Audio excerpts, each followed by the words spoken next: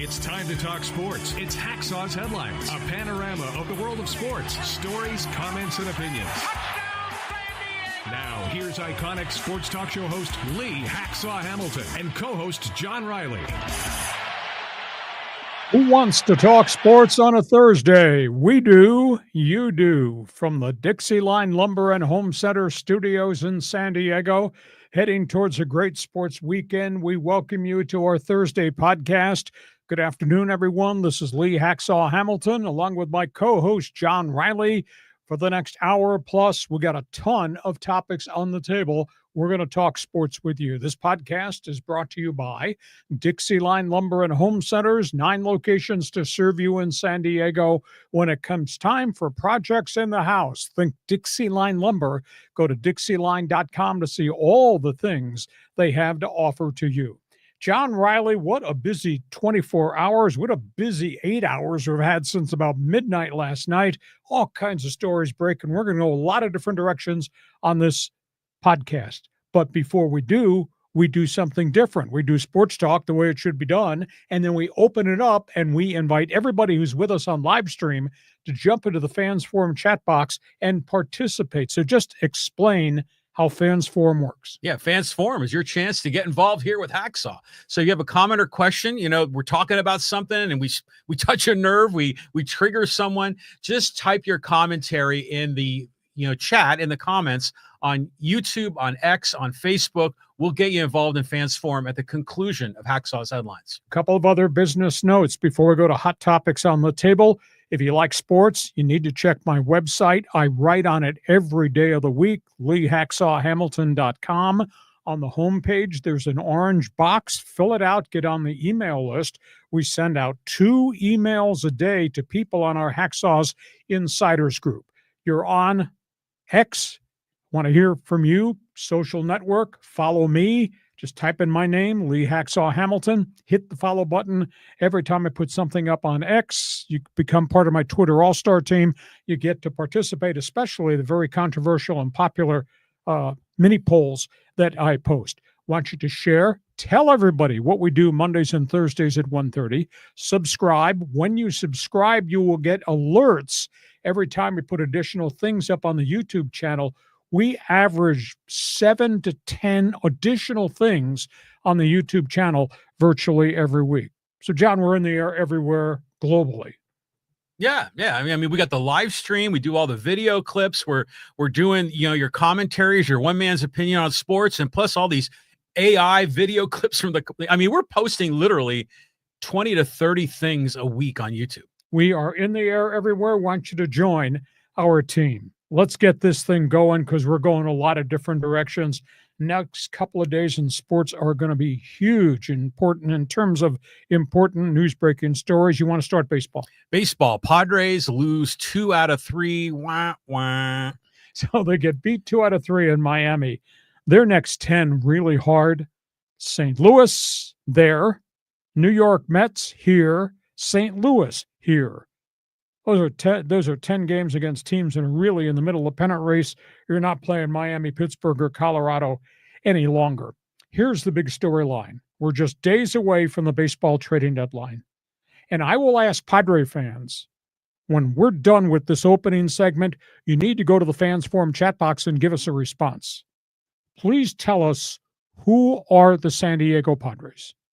Are they highly paid, good, highly paid, underachievers? Follow me on this. A.J. Preller has been general manager for 10 years. Have you won a National League West Division title in 10 years that A.J. Preller's been here? Have you won a National League Championship Series with him at the controls? Have you had a World Series ticket to see a Padre game since he took over and conducted business the way he wants? Who is he? What kind of job do you think he's really done? And I pose this because here comes the trading deadline, and the National Baseball people, this is their beat, this is their job. This is their thing, is to quote other baseball executives everywhere in the last 48 hours. Padres are shopping Dylan Cease. Padres are shopping Robert Suarez. The Padres are shopping Jake Cronenworth.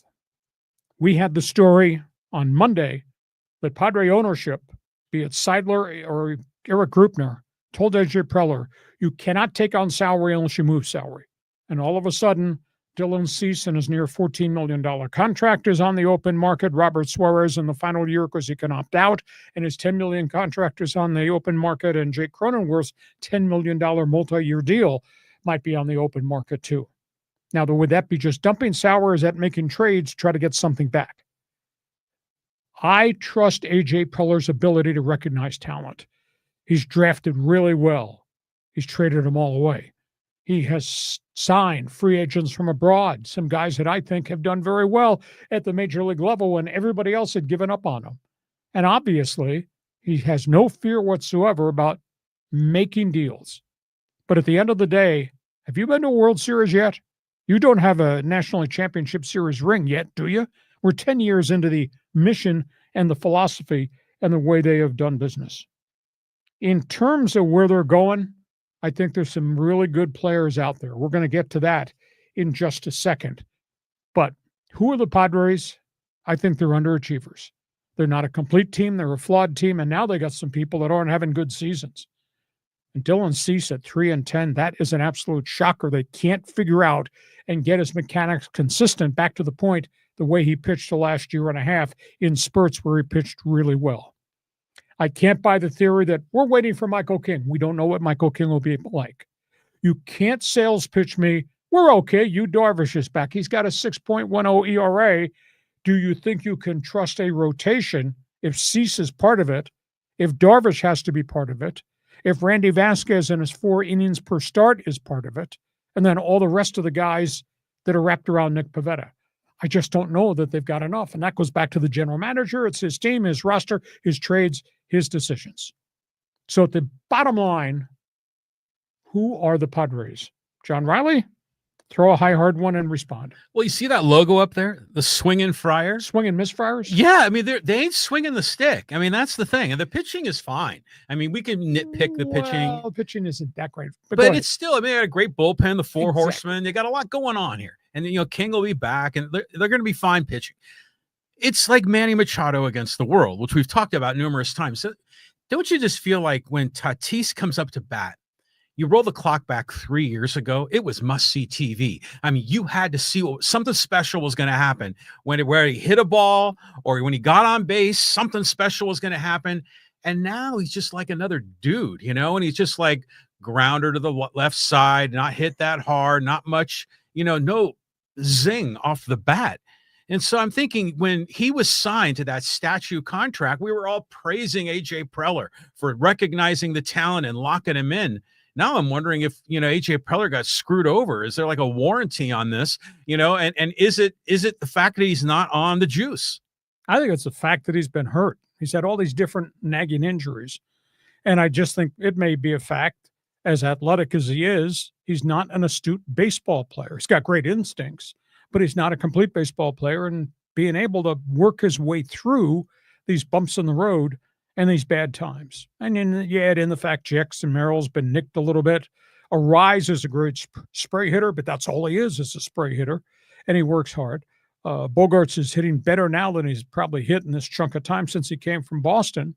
So we'll see if this is for real. I just don't think they're a complete team. And now it looks like they're going to flip some things out of here to try to change some things. And do they change things and push their way into the pennant race? Or are they changing things and say, oh, well, the next 3 years will be better than what we've had in the past? So you a believer in AJ? No, yeah. I mean, I love his wheeling and dealing, his gambling, his taking risks, you know, using, you know, minor league assets as currency. I like the whole strategy. I mean, there's a lot of things that have not gone AJ's way that have been out of his control. There's been some bad decisions, but overall, there's been far more good than bad. But, you know, look, I mean, even the guys that are in the lineup now, Arise, you know, a lot of question about his value. How many times does he just hit like a lazy ass fly ball to medium center field? That happens way too often. You know, Merrill is coming back. You can feel it, you know, and certainly, you know, Xander Bogaerts is coming back too, but it's like what they've said, the Padres have no slug. So they've got to have like 3, 4, 5 guys in a row get hits, get on base, and move the baton and pass them around. And you need, to thread a needle to do that. It's a lot harder. We have nobody with pop except Manny. And Manny's glove, stone. 14 errors already. I'm not, that comes and goes, some tricky plays. He makes so many great defensive plays. He's made 3 times the number of great defensive plays than he has errors. Okay. In AJ, we trust. Definitely. Trading deadline's coming up Thursday. You're a Padre fan. Fans Forum chat box is open. We need Padre fans to pile in. What kind of team are they? You tell us what you think they should do or not do come trade deadline day. That's topic 1 in baseball. Topic 2 belongs to the guys wearing blue. Yeah, the LA Dodgers saved the season trade. Tell you what, Chavez Ravine, chaos. Chavez Ravine, crisis. Dodgers are just physically destroyed. They now have had 19 pitchers on the disabled list, and it's not even August 1st. The Dodgers, 2-6 at home recently. The Dodgers have lost 11 of 15. Dodgers are walking batters. They had a stretch in the bullpen this week. Their relievers walked 6 straight batters, and then they mishandled 2 ground balls as they lost games to the Twins. They've lost Tanner Scott. He's out for maybe 2 to 4 weeks at least. Forearm issue with his elbow. Kirby Yates can't get the ball over home plate. Obviously, there is no Evan Phillips. Trinan is going to go second night in a row at Oklahoma City. I think he'll be back here for the weekend, but you're going to have to handle him with kid gloves. Gratterall, Kasparas, all those guys are hurt. Dodgers are just utter disarray. They're going to make a deal because they have Dodger dollars in their pocket, and they're going to make a deal because they have people they can trade. And a shocker to me, they put Dustin May on the trade block this week. Dustin May has not quite been what Dustin May was, but yet Dustin May's pretty competitive and looks like he's come back from the second elbow surgery. And if he's not going to stay here, he'll go somewhere, and he might be the chip that's going to get him a closer who might be a rental. And if they go bigger in terms of a deal for, say, a third baseman and a closer, they got a wealth of pitching at AA and at AAA, and they got a load of young outfielders at AAA. Tyler Glasnow struck out 12 the other night, and the Dodgers pissed that start away. He looks like he's back. Blake Snell's going to make one more rehab start. So far, no setbacks. They think he'll be back maybe only as a 4 or 5 inning starter. And they got Ohtani as a 4-inning starter at this point in time. But they're not a complete team, and they got a shadow over them, and fans are really upset in LA. They're booing Dodger baseball. Chavez Ravine, team chaos. Not going to stay this way. I bet by Friday we'll be talking about something really different as it relates to the next Andrew Friedman trade. And John Riley says, it's like like I've said before, the Dodgers are doing something. They're playing like in a different galaxy, a different dimension than the rest of baseball. Everything's going wrong. And they're still, 4.5 games up or 3.5 up in the NL West? And for any other team, Padres, Giants, Diamondbacks, God forbid, Rockies, you'd have to do everything just perfect to maybe go beyond the Dodgers and get into first place in this division. So it's nuts. It's almost like it defies rationality. But yeah, the Dodgers have got assets. That's a very different situation than the Padres. The Dodgers have a lot of chips to deal.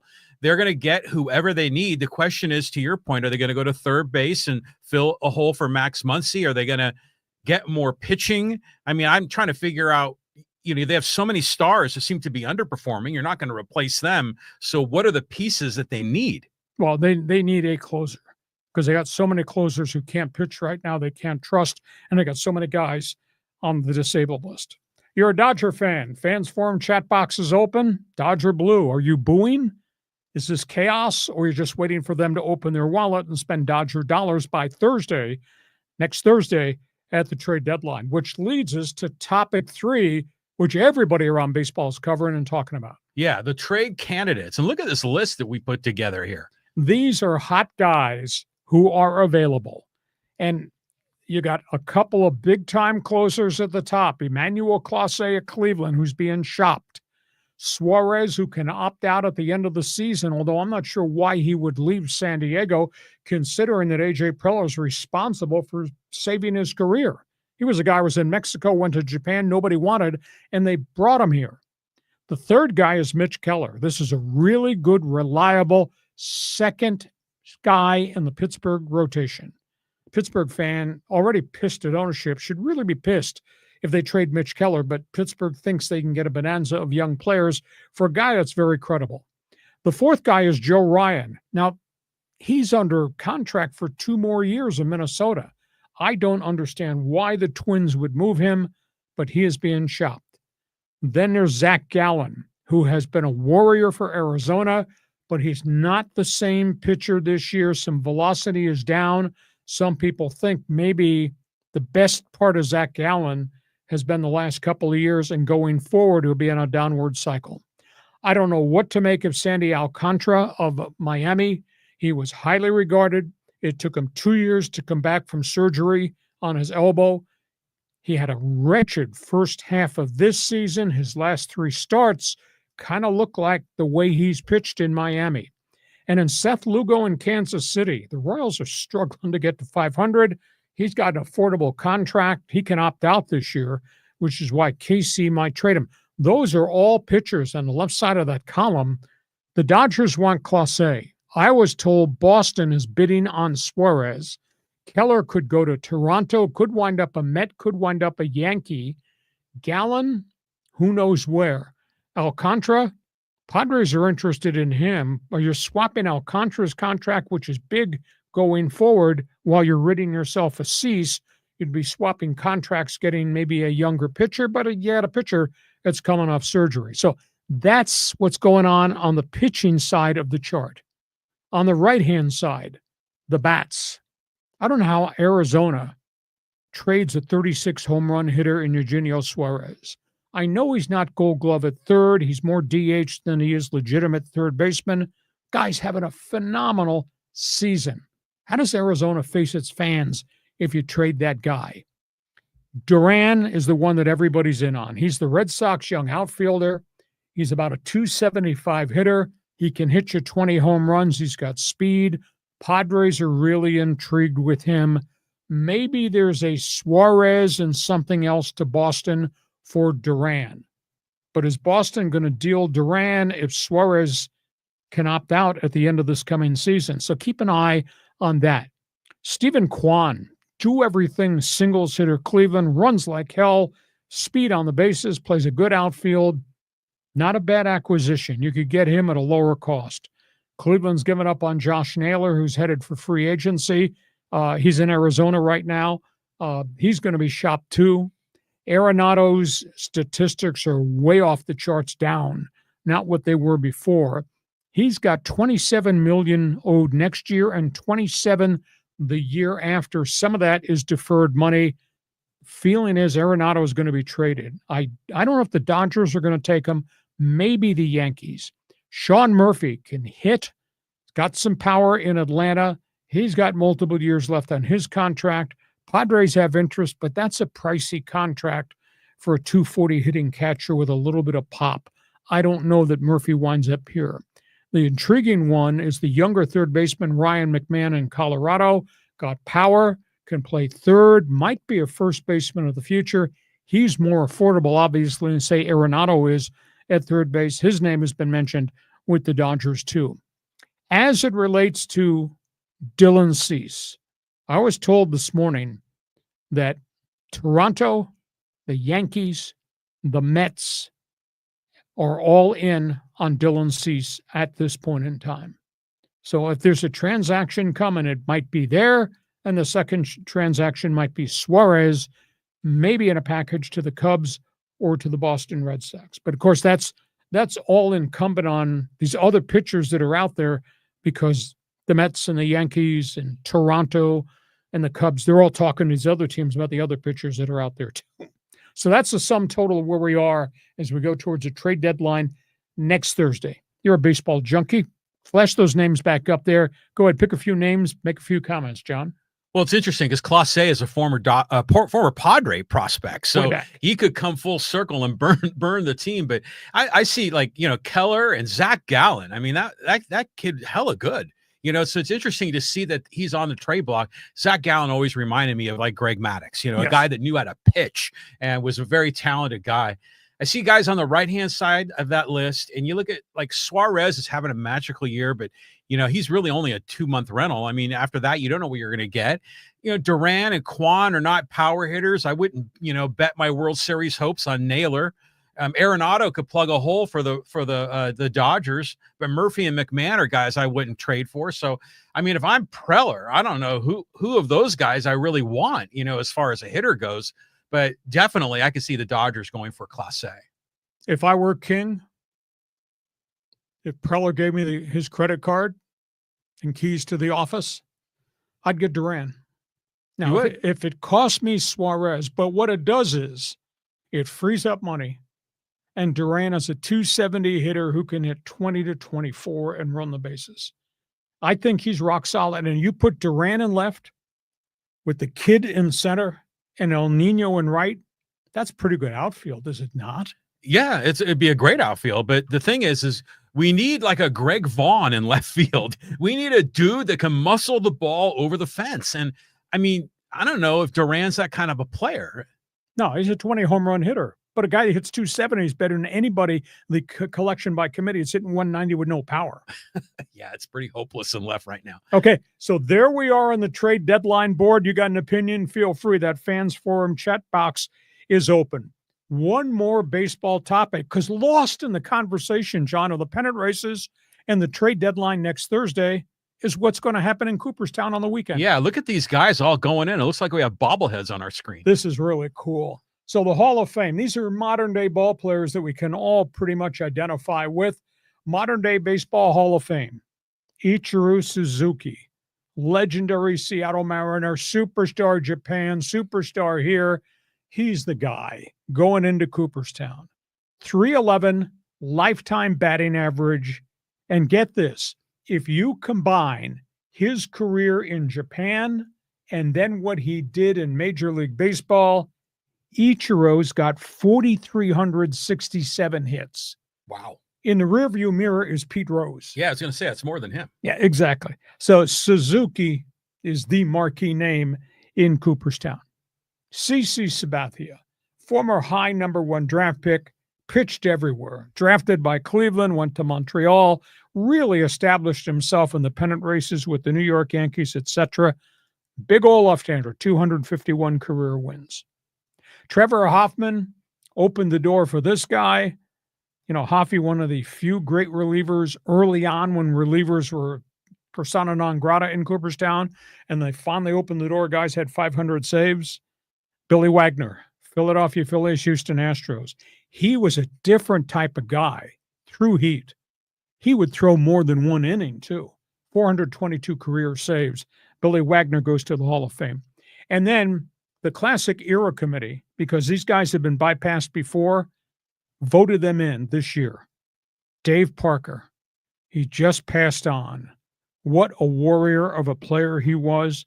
19 years, a large chunk of him with the Pittsburgh Pirates. He's the guy that replaced Clemente in Pittsburgh in right field when Roberto died. Dave Parker, 290 career average, 339 bombs.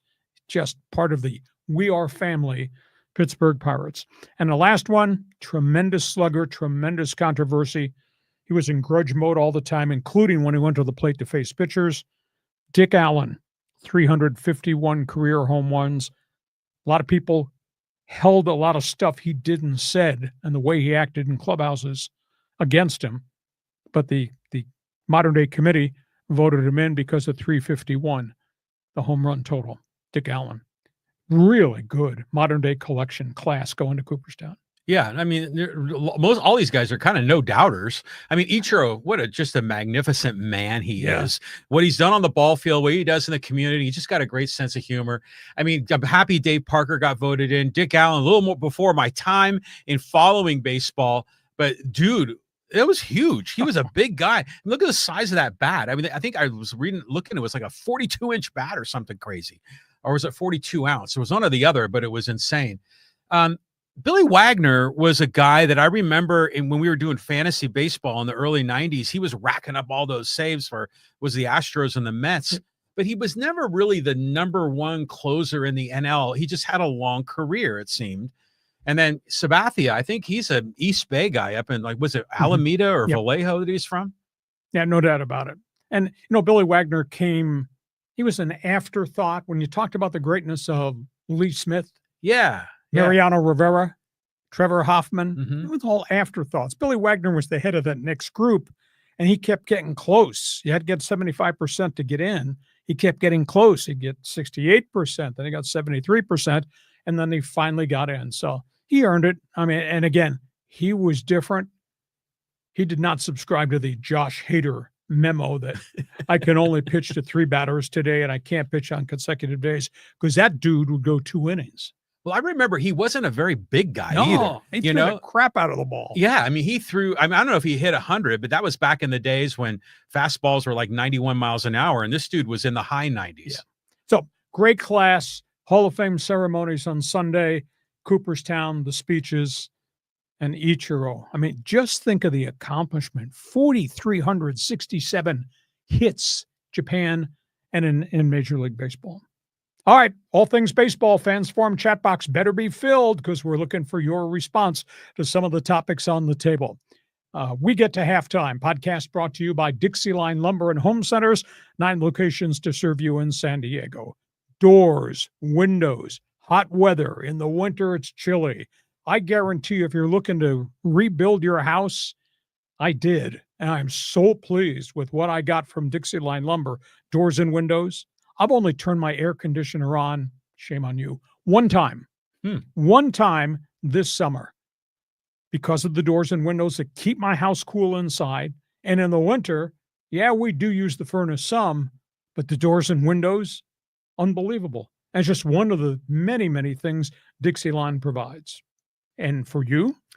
Well, yeah. I mean, the replacement windows are cool because, like old windows, you get kind of rusty and gunky and they don't slide right. That's right. And they'll come in and really high end, nice quality replacement windows. But if you're like building a custom home, I mean, you need to get doors and windows there too. And here you can see in this video, we talking about Dixie Line providing all of these materials, for the state of the art. Yeah. I mean, it's custom framing. I mean, which is some really high quality, lumber, building materials, and building the windows and the doors into it rather than a retrofit. So Dixie Line can help out the contractor, the builder, as well as the homeowner that just wants to get a quick and easy and inexpensive replacement of doors and windows. You got projects, they got materials. Looking for ideas, go to the website, DixieLine.com. 9 locations to serve you in San Diego, and the Dixie Line showroom at the Dixie Line store in Solana Beach. We are at halftime. This podcast brought to you by Dixie Line Lumber. Been in business for more than 100 years in San Diego. Just a couple of notes. When we're done with hot topics on the table, you get the chance to take over. It's called Fans Forum. We got a lot of newbies, a lot of Rookie of the Year candidates joining this live stream, John. Yeah. Explain how it works. Well, there are some rookies, but there are also, a couple of guys that are like maybe second timers, which is great to see. Plus all of our old friends that seem to be here every week. So, hey, if you got a comment or question in the world of sports, I mean, we're seeing comments here about the Padres, about Hulk Hogan, which I know we're going to talk about in a little bit, about the Dodgers, about what's going on in the Hall of Fame, and ICHURO and Billy Wagner all discussed in Fans Forum. So if you want to pile in, drop your take in the comment section on X, on YouTube, or on Facebook, and we'll get you involved in Fans Forum. We've been doing this podcast. We're into our 3rd year. The numbers are absolutely phenomenal. You can help us make this thing grow. Give us a thumbs up. Give us a 5-star rating. It really helps us approve what we're doing, because we work really hard, and the response we've gotten in the community is just absolutely amazing. So I want you to do that. If you like sports, please check my website. I write on it every day of the week, LeeHacksawHamilton.com. It's there first thing every morning. Join Hacksaw's Insiders group. You can do that on my website. There's an orange box. Fill it out. You get on the email list. You'll get 2 emails per day from us. We think you'll enjoy that. Share, tell everybody what we're doing Mondays and Thursdays at 1:30. Subscribe. When you subscribe on the YouTube channel and the other platforms, you will get alerts every time we put something up. We put on the average 7 to 10 additional videos up on the YouTube channel in addition to the Monday and Thursday podcast. And of course, you're on social media. I want you to join Hacksaw's Twitter All-Star Team. You can do that. Just type in my name, Lee Hacksaw Hamilton. Hit the follow button. It'll give you the chance to participate in Hacksaw's mini polls, because we ask a lot of questions every night on the mini polls on my social platform. So we're in the air everywhere. You ready for the second half of the sucker? Hey, you are the James Brown of sports talk radio, man. You just don't stop. Hardest working man. Bleeping brilliant. Okay, we move on. NFL training camps. Are you ready for this question? Yeah, the question, NFL storyline is going to start with the Chargers. Chargers held 2 days of workouts here at the University of San Diego. Burning question. Why did they come here? Did they think that this community was going to forgive and forget about what Dean Spanos did to 55 plus years of loyalty in San Diego? They reach out trying to sell season tickets to Charger fan. Did they come here because of Jim Harbaugh's history at the University of San Diego and his brief history as a end-of-career quarterback with the Bolts? At the end of the day, I don't understand why they came here. They're not accepted here. That owner's not beloved here. I follow them. I cover the Chargers still. They are still watched on television, only about 50% of the viewership that they used to have when it was the San Diego Chargers. At the end of the day, nobody can forgive nor forget what that owner did to this community, and yet they're here for at least 2 days. I thought it was strange. I thought it was weird. I wrote a column on my website. You have to go find my One Man's Opinion column. I posted it. I'd like you to read it. You can respond via email to me personally or respond through this podcast. But your reaction to what they did. On the field, really good quarterback, Justin Herbert. On the field, back-to-back what they think are potentially good drafts by Joe Ortiz. On the field, they got problems. Now Jim Harbaugh confirms running back Najee Harris may not practice at all in preseason. So they had indicated, I was told, that he had bruising around the eye, the aftermath of the July 4th fireworks incident. Might he have a fractured orbital bone? That's a different injury, which means you can't have contact. That's the reason why now Jim Harbaugh's dropped the thing. He may not be with us in training camp at all. Wow. Now they got the insurance policy, the rookie O'Marion Hampton. You're going to get a chance to see him next Thursday in the Thursday night Hall of Fame game against the Detroit Lions. He's big and he's north-south and he's got an extra gear and he's 221 pounds. And they just signed a dart and dash running back, Nyheim Hines, who had done well in Indianapolis, went to Buffalo, was a role player, and then got hurt in a jet ski incident, suffered a bad knee injury, hasn't played in 2 years. Hines just signed this week. So suddenly, really, I'd really be concerned just about the situation with Najee Harris, that he's not practicing at all. That means he's not going to start the season. One other sidebar note, I don't know if you saw the video that was posted. Phillip Rivers announcing his total retirement from the National Football League. He will be honored, obviously. By the way, when the Chargers go to the Hall of Fame next Thursday and the ceremony next weekend, that will be for Antonio Gates, San Diego Charger tight end. And Phillip Rivers, who is retired, that's San Diego Charger quarterback Phillip Rivers, nothing to do with the team in Los Angeles. So it's been an interesting week, but I don't understand the theory we're coming down here to, why? You think you're going to draw people? First of all, they sealed off USD unless you were in the military or you were a season ticket holder to LA Charger football. You were not honored in the stadium. Whole thing was ridiculous. They could have handled it very differently, I thought. Read my One Man's Opinion column. I have a right to tell you what I feel, what I think. Tom Krasovic of the Union Tribune wrote 2 columns about it, a little bit pointed. Mine came at you with hand grenades. So just feel free to respond to that Charger situation. Miami Dolphins, next topic on the table. They got a problem. This thing looks like it's about to implode. You know, they've had players come and go. They've dumped players out in the street. They got this ongoing off the field issue with Tyreek Hill and the baby mamas and his problems off the field, and then his comments in the offseason. And Tua Tagovailoa, the quarterback, went public yesterday and said, Tyreek Hill's got to rebuild bridges, rebuild relationships in this locker room. This thing does not look good. This right now under Mike McDaniels looks like it could implode. And Tyreek Hill admitting, I have to have a better version of myself around my team and make better decisions off the field because he's made a lot of bad decisions. Miami's got problems. I don't think they got enough in the roster, and they get these internal problems.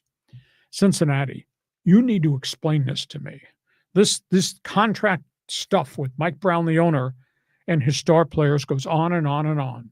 You know about the Trey Hendrickson, the Pro Bowl defensive end, who's got a year left on a contract, grossly underpaid. He wanted the extension. He wants to be paid some of the state-of-the-art money. They jerked him around in Cincinnati. The ownership said you should be lucky you got this contract. Damn guy's got 35 quarterback sacks in the last 2 seasons, and he's like the 15th highest paid defensive end in the league. Well, they sat down, and yesterday they offered him a contract extension, offered him 1 year. So he's got his underpaid contract for 25. They offered him a 1-year extension with a bump to 26. None of it is guaranteed. None. How can you treat your star players like this? And by the way, the number 1 draft pick is not in camp, has never come to camp, because they tried to change the language in his contract, which would be different than the language in any other rookie contract in the National Football League. I just don't understand Cincinnati doing this. Trey Hendrickson packed his bags. Hendrickson is being fined $50,000 a day, misses a preseason game. It's going to be $877,000 in lost salary. And Mike Brown's only response is, well, we have rules. Those are NFL rules. Pay your guys. Joe Burrow stood up this morning and indicated, we support Trey Hendrickson. Good. And Burrow supported the wide receivers who finally got their contracts. And, of course, Burrow finally got his contract. The way Mike Brown does business, it just, to me, it's an abomination. So that's that. Raiders, a lot of excitement. Pete Carroll, new quarterback. The running back, Ashton Genty. But defensive side of the football, they lost a ton of guys on the back 7. They got to fill those holes. And now one of the guys in the defensive front who started last year, played well, and then got hurt and has not come back. Christian Wilkins is not going to start the season. Here's their big stud defensive tackle that plays alongside Max Crosby. They just announced yesterday he's not going to be ready for the start of the season. He fractured a foot a year ago, and he's had setbacks. He's in and out of a walking boot. He can't practice. He can't play football, so that's not a good situation. Rams, I don't know if they're holding their breath on this. Matthew Stafford not practicing this first week. He's got back stiffness that has flared again. He had it during the course of the season. He's had it in the past. They're just going to let him gauge how much he thinks he can do without pushing the envelope, because they've got themselves 5 more weeks to get him ready for the start of the season. They don't know what's going to happen at left tackle. Alaric Jackson, starting left tackle, has got blood clots. He's not practicing either. I would assume he's not going to be ready for the start of the season. And again, guys in camp, first day contact workouts, guys are going to hurt. Jets quarterback got hurt. Justin Fields down, dislocated toe, second practice early this morning, gone. They don't think there's a fracture, but he's got a dislocated toe. That could knock him down for a large chunk of the next 2 to 4 weeks. That's not good. So that's news and notes around the National Football League. Why did you think the Bolts came here for 2 days?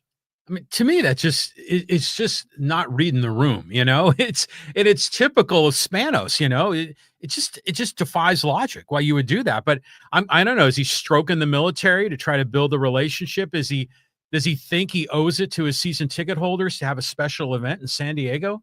I mean, because there's a million other places he could have gone. Why San Diego? Does he think 8 years removed that people feel better about him now? You're kidding me. I mean, they were lighting Charger gear on fire in front of the Chargers headquarters not too long ago. Yeah, that's unbelievable. So that was an absolute stunner to me. I think you'd like working for Mike Brown. You know, the way you're describing that, I mean, have you ever worked for a boss or worked for a company whose president that everyone hated? I mean, that culture doesn't work, you know? I mean, I get that these owners are trying to like be careful with their money and they don't want to get screwed over on these bad deals, but you've got to create a positive energy around your team. And if you've got an owner that everyone's upset about, I mean, it's not like you're going to have a major league Cleveland Indians moment where they're all going to win in spite of the owner. Usually they're going to say, screw that. So, I mean, it's a shame. And they're going to end up wasting more of Joe Burrow's career. Exactly. It's terrible of me to say this, but I have to say it. Paul Brown will come up out of the grave and fire Mike Brown if he could. Is that a son or a grandson? Son. Son. Okay. Jeez, it's awful in Cincinnati. Okay, that's all things National Football League. The question right now on the Fans Forum chat box for Charger fan, NFL fan. It's been 8 years since they left in the middle of the night to go to LA. Can you forgive Spanos for what he did? Or will you never forget what he did? You tell me. Fans Forum chat box is open. I have a comment, though, about the Rams. Just a quick one. Go ahead. Isn't it weird how Stafford is having back spasms, and yet I see him and his wife in bed on my TV all the time doing mattress commercials? You know, I don't know, is it Sleep Firm or one of those companies? So I don't know. That could be a weird thing, I mean, for his endorsements. Nah. He's had these problems for years. They're going to manage it. Sean McVay has to answer the question. He's not here. This is why he's not here. We'll reevaluate him next Monday. We expect him to be back in practice. He'll be ready for the start of the season. They're letting him manage how he feels. Who's their backup? Their backup right now, well, they had Stetson Bennett, and they got Jimmy G. Okay, so Jimmy G's still there. Till he gets hurt. Okay. All right. That's where we are. That's all things NFL. Notebook is open. Feel free. Join us, Fans Forum chat box. Got a weird couple of college football stories to talk about. Yeah, here. and with teams that we don't talk about much. That's the University of Memphis logo there. The University of Memphis is trying to get it into the Big 12. They made a proposal, John, to the Big 12 league office last week that if they accepted them as an expansion member, they would not take a cut of the TV pie from the Big 12 for 5 years. And the University of Memphis proposed, we will bring $20 million of corporate sponsorship from FedEx and American Express as corporate sponsors to the Big 12. So the Big 12 evaluated and came back, said, we're not interested, which kind of stunned me because a chunk of what's gone on sports right now is all dollar driven. But at the end of the day, Memphis's football program is just not on anybody's radar screen. And as successful as basketball has been, NCAA tournament appearances, Penny Hardaway, a lot of problems with the NCAA. Yeah. And Big 12 says no. Then Memphis called the leadership of the Pac-12 and said, we'd be interested in being an associate member, won't take a cut of the pie, we'll give you some corporate sponsorship, let us in strictly as a football member. Because you let Gonzaga in as a basketball member. Pac-12 looked at it, said no. Doesn't make any geographical sense, doesn't have any impact at all on a TV contract sense because it's Memphis football that not a hell of a lot of people along the Mississippi River pay attention to, much less nationwide. So they don't have a place to go. What they should do is they should go to the ACC. It's a Mid-South school. Good basketball program, football. Why not in the Mid-South? They surely don't fit in the Big 12. Of course, West Virginia over here doesn't fit in the Big 12 either. So Memphis State is shopping and shopping. Second item, the congressional settlement. Everybody gets $20.8 billion. Oh, yeah. Well, million yeah. per year to funnel to pay athletes. Okay. Not everybody can afford it. A lot of people don't know if you're going to be part of the congressional settlement, you have to buy your way in. Depending on what size of school you are, the entrance fee to be part of the congressional settlement could be $400,000 or maybe $250,000 for the smaller schools. Idaho said, we don't have that money. We can't do this. Idaho has opted out and is not going to be part of the congressional settlement package. Interesting. They can't afford to buy in, so they can get the resources to pay their athletes. And they're not the only one. The others who have opted out are NCAA basketball teams that you would recognize. St. Peter's of New Jersey. Oh, yeah. Yeah, they made the tournament a few days All ago. made the tournament a lot. Yeah. Farley Dickinson, Oh, yeah. Iona, Manhattan, Tennessee State, and a number of black schools in the SWAC and the MEAC don't have those resources. So all of a sudden, a story just came out this week.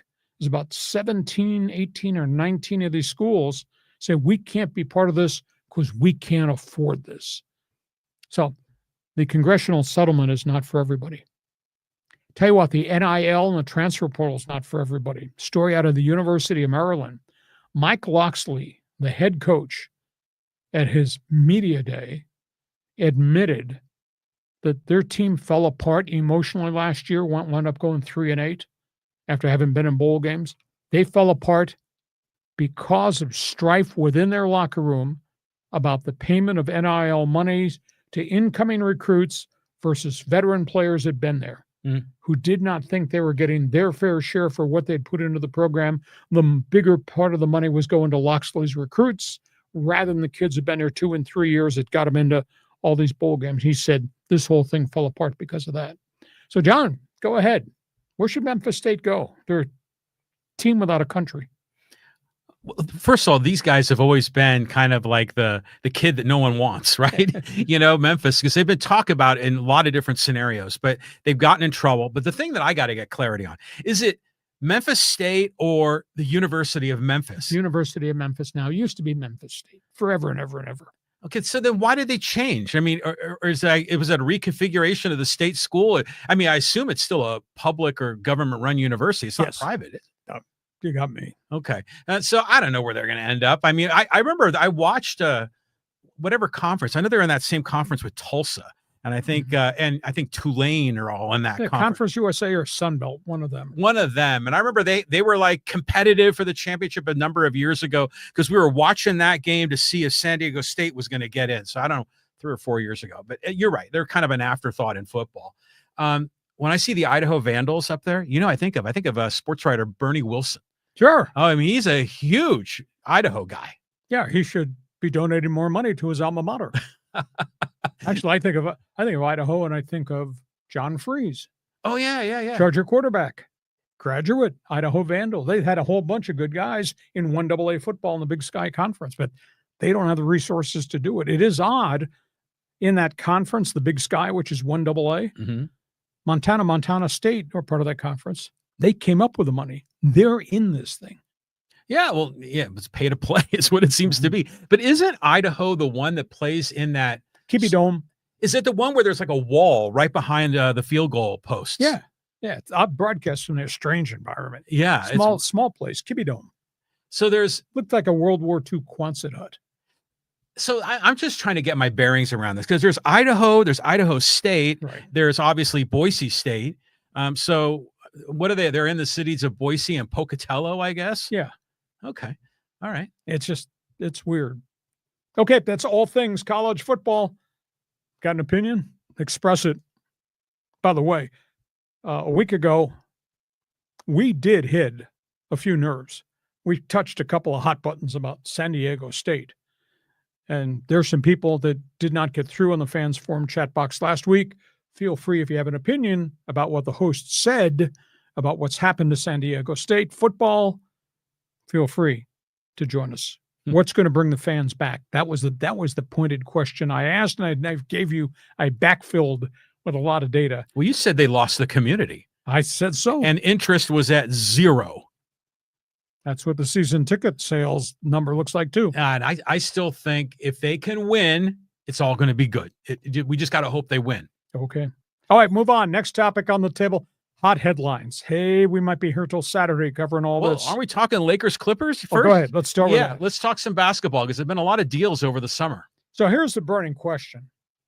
Great question there. Who's had the better summer? So you got the Lakers with their stars, LeBron, Luka. They add DeAndre Ayton, and then they add Marcus Smart. Smart's a veteran guard, plays defense, can score some, been in the league a decade. Used to be with the Sacramento Kings, moved around recently. He's had some injury problems, but he can still play. So that's what the Lakers got. Look at what the Clippers got. Backcourt, three-point shooter Brad Beal. Backcourt, distributor, scorer, Chris Paul.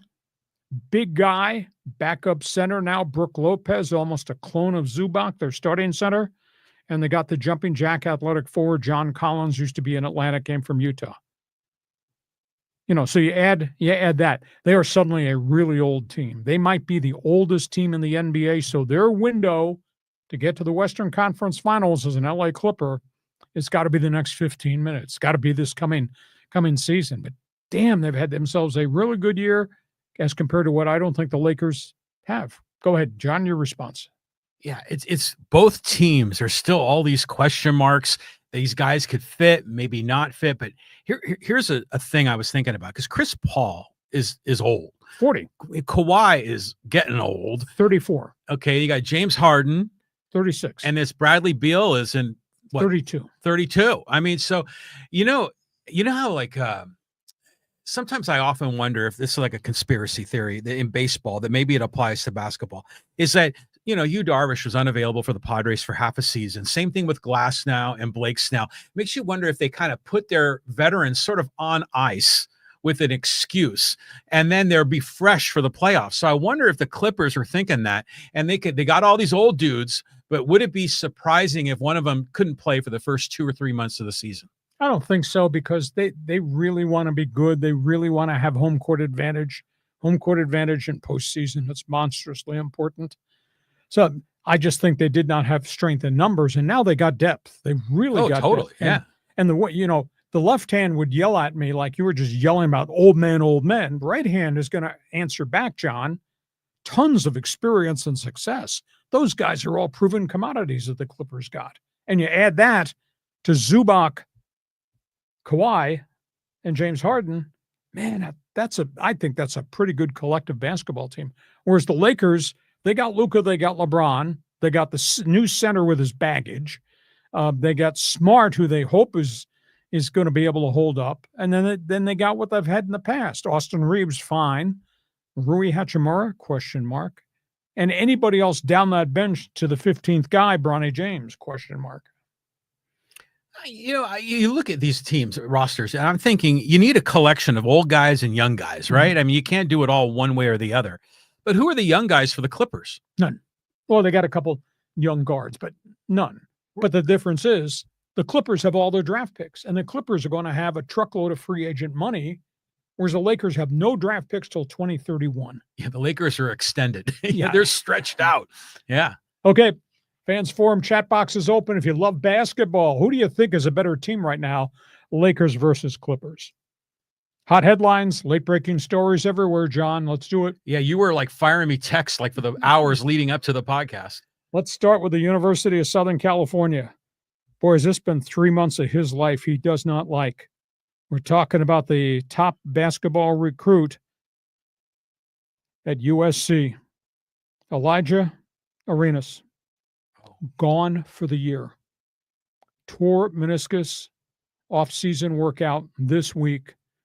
This comes a couple of months after the horrific fiery auto accident that he got trapped in a Tesla, and it only took the courage of 2 men who broke the windows to drag him out. He was in a coma.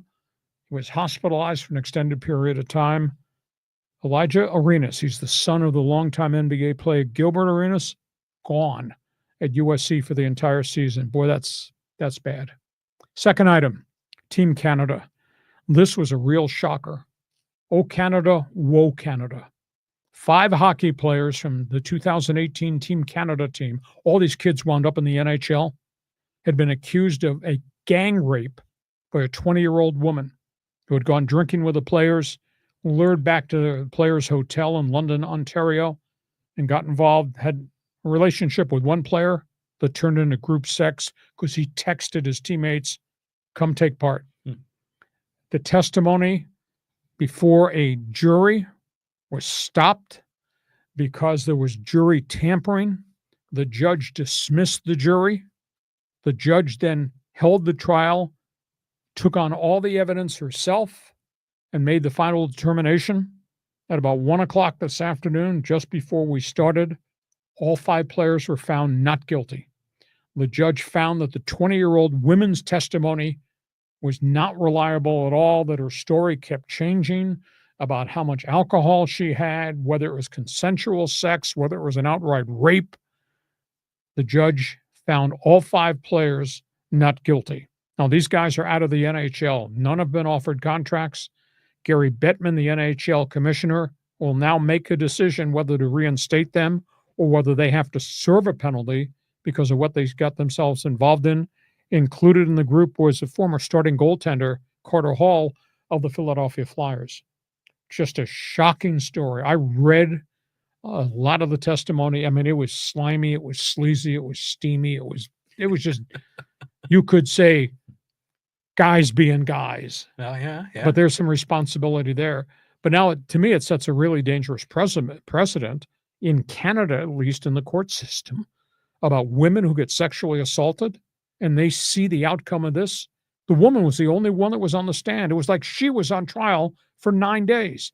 None of the players who were involved in this alleged incident were called to testify in their defense. So I was absolutely shocked at the outcome of the story. So that's the latest in hockey. What's the third one there? That's NASCAR San Diego. Oh, we've been talking about this. This is so cool. NASCAR San Diego is coming here next June 19th, 20th, and 21st. NASCAR has taken the road race out of Chicago. It's transferred it here.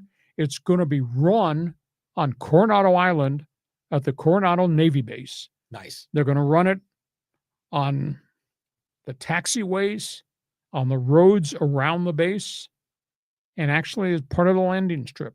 They're going to construct a road course, and it's going to be 3 races.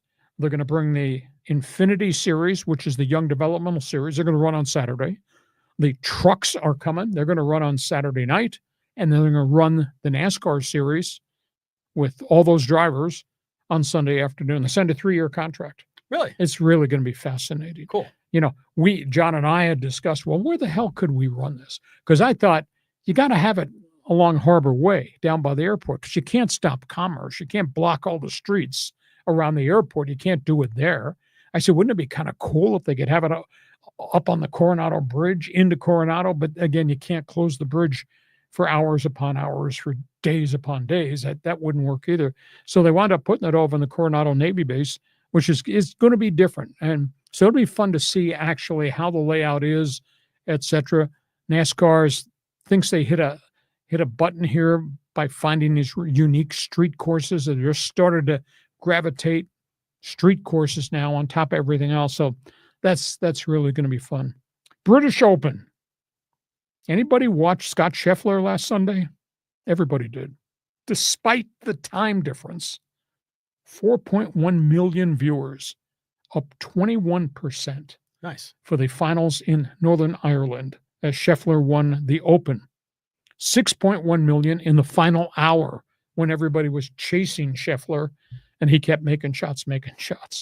And for the entire tournament, 2.2 million for all 4 days, which is a staggering number considering it started at 10:30 West Coast time at night. People are staying up all night. See, I'm not the only idiot that got up to watch it.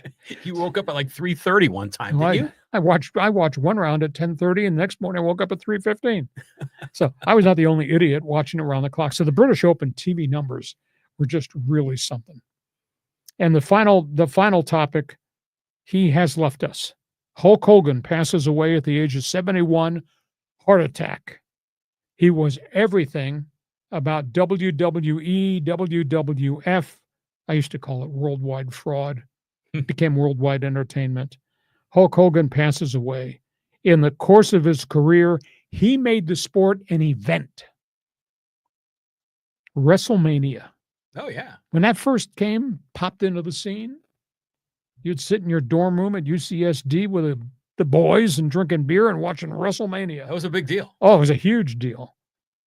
You know, Randy Savage, Roddy Piper, The Rock, all the guys that he wrestled against. I mean, you talk about taking pop culture to a different dimension. So Hulk Hogan passes away in Florida.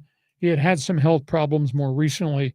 I firmly believe heart attacks and all that for these guys is a byproduct of steroids. But at the end of the day, man, what an impact on, I don't know if you call it sport or do you just call it entertainment? What did you call WrestleMania? You know, I wasn't a huge fan of it back in the day, but I watched that Vince McMahon movie on Netflix. It was really, really good. And now it kind of changed my whole perception of this. You know, Hulk Hogan, obviously, you know, showman and built up the World Wrestling Federation, but he was, in his personal life, he was a bit of a sleazy dude. Oh, you think? Yeah. Yeah. So, you know, but, you know, got to rest in peace for the Hulkster. Yeah, the U.S. Open, you're talking about TV ratings. Huh? British Open. Or did I say the U.S. Open again? I'm sorry. So the British Open, you're talking about TV ratings. Come on, mate, get your stuff together. Okay. Well, yeah, you need to explain this to me. Now, how do they track that? I mean, don't you have to be like in the Nielsen group and have one of those boxes on your TV where they measure how many people watch? Because I have never been selected for anything like that, and I don't know anyone that ever has. So I always wonder about these TV ratings. Must be. I have no knowledge of TV ratings. All I know it was on my TV and I watched it. I watched chunks of it for 4 days. Oh, it was great. I mean, it was must-see TV. And yeah, you get to see a lot, normal PGA Sundays. There's a lot of guys you don't know. And then this one you did. Yeah, I love the whole NASCAR thing at San Diego. That's going to be great. A number of years ago, I attended a basketball game on one of the aircraft carriers. Sure. And it was Michigan State against Gonzaga. It was like 3-4 years ago. In the wind. It was but it wasn't that windy. It was actually well controlled. But my point is that the guys at North Island know how to put on a show. They're accustomed to doing this sort of thing. So I have confidence it's going to be great. I'm not even going to talk about Team Canada. That's just a mess. But just real quick on USC, tough for Elijah Arenas. But you know what I'm thinking about at USC is my guy, Chad Baker Mazzara is there. And I like him. It's amazing. I think he probably came to SC for a payday. So we're going to find out more about that squad. But yeah, tough break for the Arenas kid. Boy, the Arenas kid has gone through so much in life from the terrible accident out of this terrible, terrible knee injury. So do you want to apologize to me for calling me a dumbass for getting up at 3 a.m. to watch the British Open? You want to do that right now? Or you just want to do it in private? No, but it was funny is because I think it was Saturday morning that weekend. I happened to wake up really early and I was thinking, I bet Hacksaw's watching golf. Hey, I should turn on golf too. And sure enough, because normally golf in the United States you don't get it till maybe 9 or 10 at the earliest. Yeah, it is so cool. British Open is such a unique event because of the aura and the history that goes back to 1850, but because of the landscape and the scenery and the courses and the people and the golfers losing their mind and losing golf balls. There was a hole. Rory McIlroy was in and out of hot water on the back nine. He shot off the tee and it wound up into this really deep rough. So they look and they find his ball, and he finds his ball and he hits it. And underneath his ball was somebody else's ball. Oh, I heard this story. Yeah. And they said, you did hit the right ball. And they looked at it and they said, yeah, that's my ball. And they said, but there was another ball there. He didn't even see it. It was buried underneath his ball. God knows how long ago that ball got buried. I mean, but yeah, it was a great tournament. I mean, I just loved the whole coastline of Northern Ireland when they get those overhead shots, because you'd see it looks, I mean, the overhead shot looks nothing like an American golf course. No, because there's no straight fairway. Nothing is smooth. Nothing is flat. It's just like, it's like playing golf in a war zone. It's links. That's what it is. Yeah, it's cool. And next thing on the horizon, U.S. Open. Okay. And then Ryder Cup. The PGA marquee events are really special. I agree. Okay, this podcast brought to you by Dixie Line Lumber and Home Centers, 9 locations to serve you in San Diego. You got projects, they've got ideas, they got materials. They can really help you. Just go to DixieLine.com, find out all the things they have to offer. We got a lot of people. Fans Forum chat box is open for business. We do sports talk the way it should be done. Lots of topics, lots of opinions. And then we let you take over with your questions, your comments, your answers, your statements. So we invite you to pile in. And if you wish to pile on, that's okay. John's a tough guy. He can take whatever you're going to direct at him. Let's go to Fans Forum. John, the floor is yours. Okay. And I just want to say this. First of all, everyone that joins us, thank you for joining us. And a lot of loyal fans here that have a lot of multiples in here. So I might do a few multiples. Okay. But let's start here with the O-siders.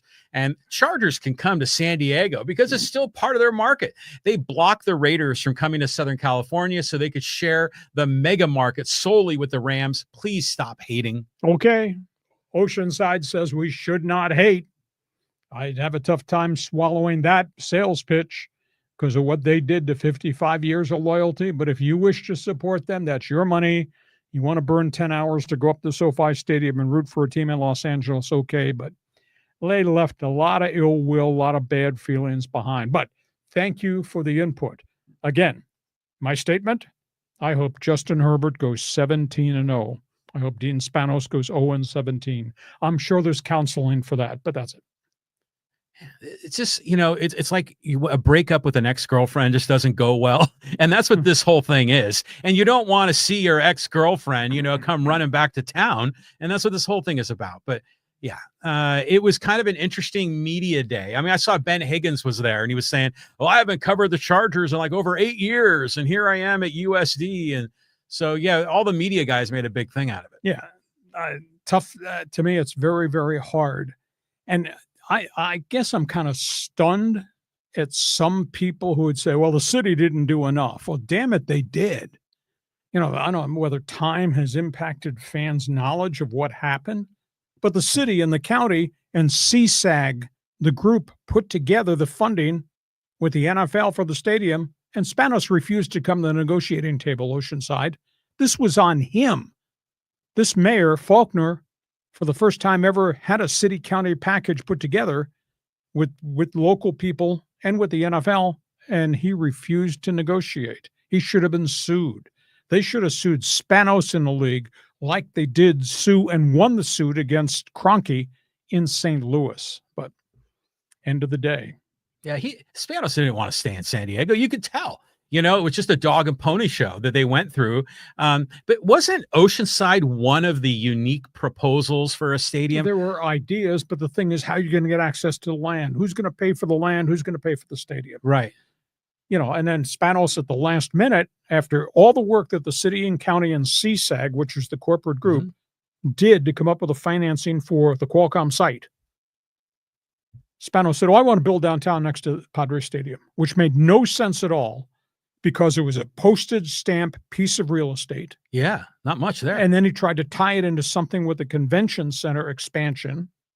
And he was doing that just to get it turned down at the at the voters box, and then he go to the NFL and say, see, they won't approve anything. What he proposed was totally absurd when everything had been put in place for the Qualcomm site. Well, do you think maybe, you know, he has any buyer's remorse? No, he don't give a crap. No, but I mean, but if you were to be his accountant and look at the numbers, would he have been better off to stay in San Diego? Because he's up in LA, he has no equity in a stadium. I mean, he's just renting from Kroenke.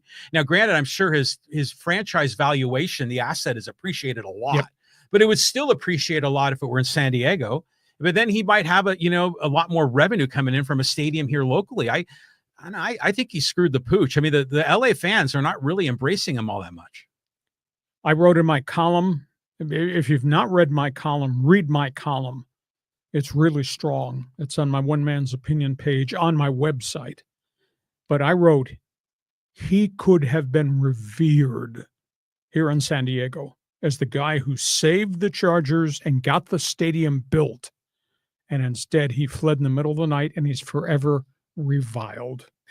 Now, Oceanside feels different. That's okay. All right, let's move on. Thank you for the comment. Okay, let's go here to Steven. I don't recall seeing Steven's name here in Fans Farm, so welcome, Steven. Hey, the Dodgers finally get their good pitching back with awesome performances, and the bullpen walks the bases full 2 days in a row to lose the lead. They got all kinds of internal problems, and now Tanner Scott's on the disabled list with a forearm injury. Kirby Yates can't get people out. They're going to make a trade. A week from today, a week from Thursday, there's going to be a Dodger deal to probably get one of the closers that was on the board that we posted. So they've got the resources to do it, and they've really been beset by injuries. This whole Mookie Betts thing, this health issue thing, he's lost his bat speed thing.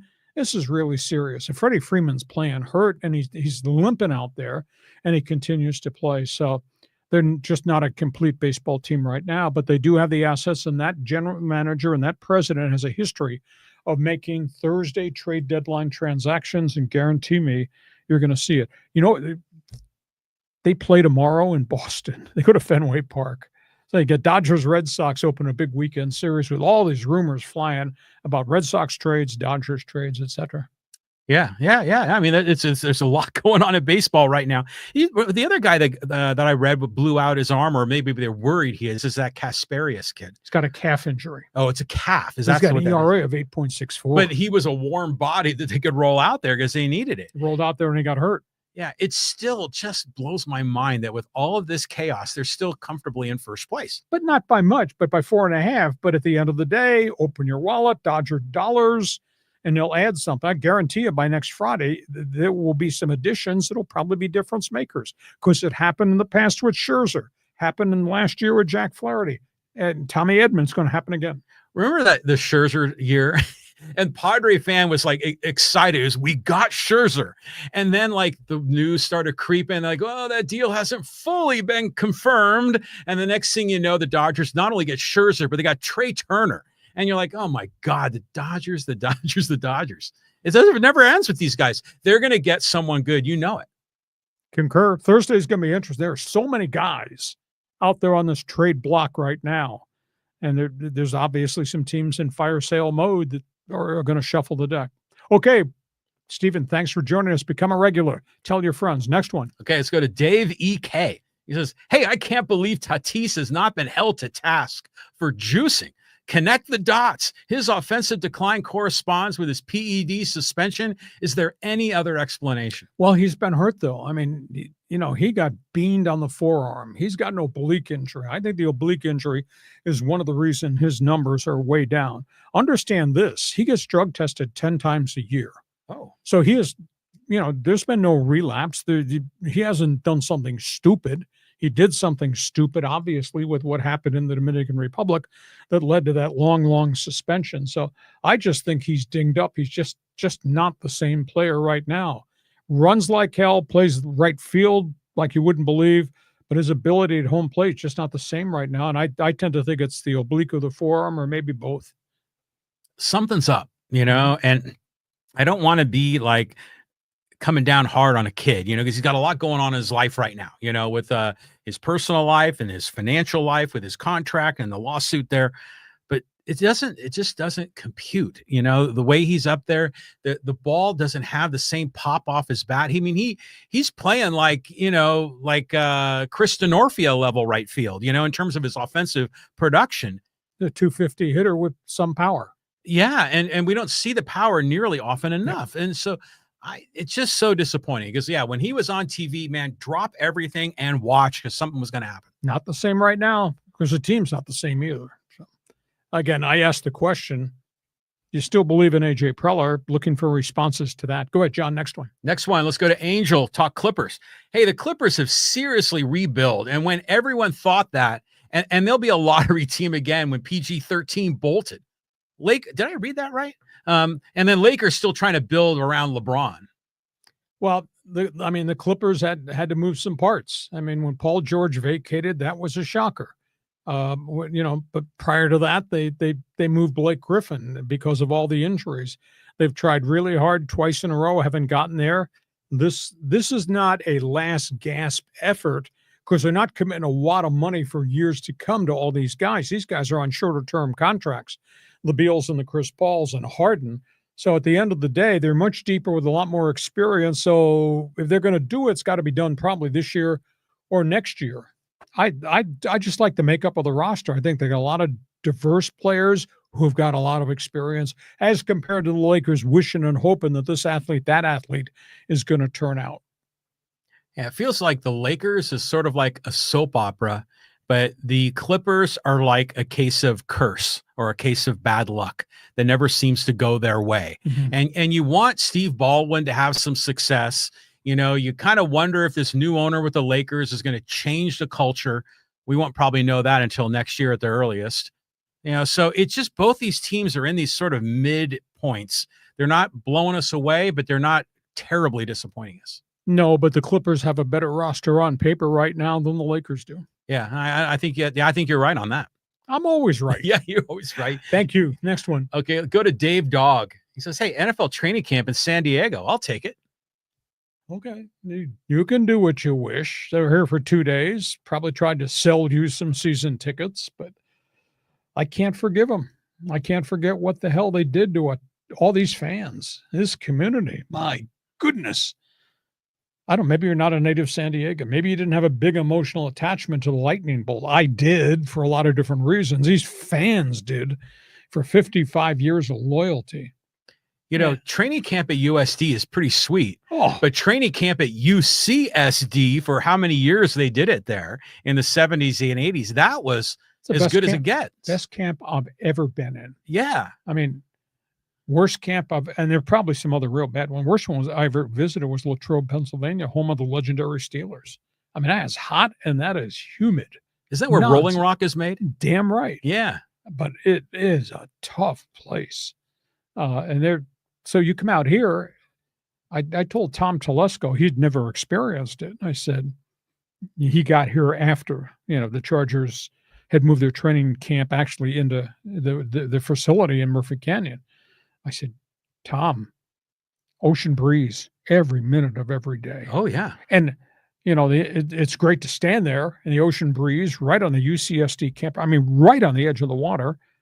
And by the way, the players, their ability to recover from workouts, and they were still doing 2-a-days in pads at that point in time. When I first got here, those players could respond, and they lived in the dorms on that campus. I mean, it was just glory. It was beautiful. And then John Butler, the new general manager, replaced Bobby Beathard after Beathard had been removed. Butler came in with A.J. Smith. They said, we're going to change the culture of Charger football. We're going to bond together. And he moved their preseason camp to Cal State Dominguez Hills. You know where that is? That's just blocks from the oil refineries. Yeah. It's hot, it's humid, and the taint of the oil refineries is there all the time. Players near revolt. They spent 2 years there, and the players just bitched. And then they finally came back here, and they're located in the Murphy Canyon at their new facility. It was just terrible. Yeah, I think he's watching too much of Remember the Titans. Didn't they go away to like their own sort of high school? Gettysburg College. Yeah, and it was a bonding event, which they needed to do in that movie. But I'll say this. I was a student at UCSD living in the dorms in Warren College at the time. Not in my dorm, but in other dorms. The walls were like sheets of plywood. And there were in pencil, like they were diagramming plays. So you could see that the Chargers lived in the dorms that I was in the fall. They were there in the summer. Yeah, it was great. It was really, they had, I think, the best training camp facility ever from a weather perspective. Players didn't bitch about it at all. Okay, next one. Okay, this is a two-parter from Surf City Bill. He says, hey, where did you hear this Memphis proposal to the PAC? First time hearing this. And he goes on to say, surely the PAC would take Memphis as a football-only school. They really need that 9th school for scheduling purposes. They didn't. They didn't take them. I was told the proposal was made after the Big 12 rejected them over the weekend. And then the Pac-12 said, no, it does not line up geographically with anything we're attempting to do. Again, look where Memphis is geographically. Memphis and West Virginia and those guys should actually all be in the Atlantic Coast Conference. West Virginia and the Big 12 makes zero sense to me at all. Why the Big 12 didn't take them? Football is just not on anybody's radar. And there's so much junk with Penny Hardaway and the basketball programs.